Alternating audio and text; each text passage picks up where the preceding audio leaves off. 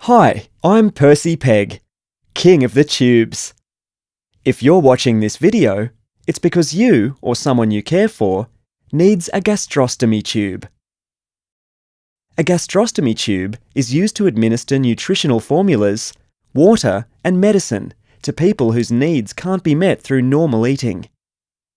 People of all ages use them to stay healthy, gain weight, grow, and just enjoy a more normal life. There are lots of different types and brands of gastrostomy tubes and devices. They include PEG tubes, G tubes, skin-level devices, and my distant cousin, the jejunal tube. Your healthcare professional will choose the type that's best for you. I'm a PEG tube. The P, E and G in PEG tube stands for percutaneous endoscopic gastrostomy. That's the name of the procedure they use to put me in place. Your team of healthcare professionals will explain the PEG procedure to you in detail. You can see here that one end of the PEG tube sits inside the stomach, where it's held in place by a soft disc called a bolster or a bumper. The tube comes out through an opening in the abdomen called a stoma. An external flange holds the tube in place on the outside of your body. The end of the feeding tube has openings for feeds and for medicines. I want to take a minute to tell you more about skin-level devices. All kids get these instead of a PEG tube. This is one example of a skin-level device. It's similar to a PEG tube, but the outside end sits close to the surface of the skin. There are lots of different brands of skin-level devices on the market, with different names and different designs. Unlike a PEG, you need to attach an extension tube before using a skin-level device for feeding. And never try to put a feeding syringe directly into the device, as this will damage it. Okay, back to me. You'll need to spend some time in hospital after you have your PEG put in place. Some people stay for a day or so, and some need to stay longer. While you're there, you'll receive training and support from your healthcare team. There are some things you'll need to do to keep the skin around your PEG tube clean and healthy. Wash it with soap and water in the shower each day. Make sure you keep the area dry.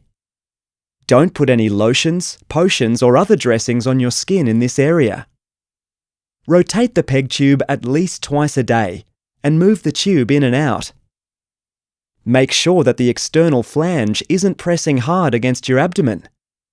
And a good idea for when you're out and about is keep some baby wipes handy for cleaning around the site. To keep your PEG tube in good working order, it's important to flush it regularly. This means flushing 2 to 3 times a day, as well as before and after giving feeds, and before and after giving medicines. Always use the 20 ml amber-coloured syringe for flushing. This small syringe creates the turbulence and pressure you need to be able to clear the tube out thoroughly. Don't use the larger 50 to 60 ml syringe for flushing the tube. That one is only for giving feeds and water. It's really important that you don't put anything down the tube that isn't meant to go there.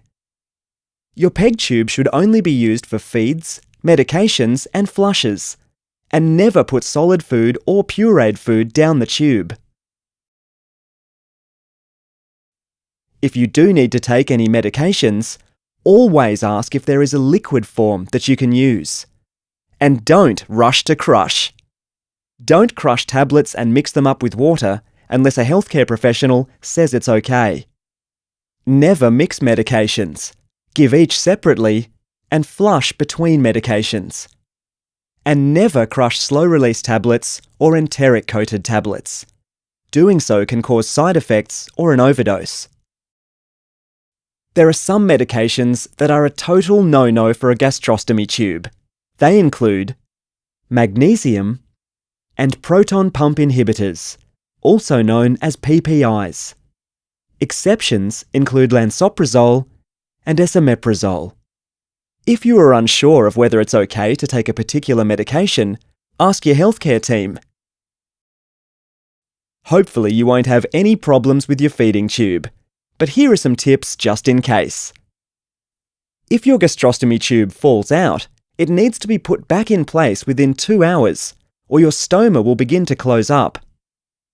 Keep your stoma open by putting in a completely new tube, or by slipping the old tube into place temporarily. If you do use the old tube, just rinse it in some water and pop it back in. You might need to use a bit of tape to secure it. Then, visit a healthcare professional as soon as possible to have a fresh tube put in, or visit the emergency department at your nearest hospital. If the skin around your stoma is red, oozing, painful or swollen, your tube might be leaking, or you might have an infection. Visit a healthcare professional so they can examine the area and organise suitable treatment. Overgranulation occurs when there is a firm lump of red or pink tissue protruding from the skin around the stoma. The best treatment for overgranulation is called the Dead Sea treatment. But there's no need to go all the way to the Dead Sea for this treatment.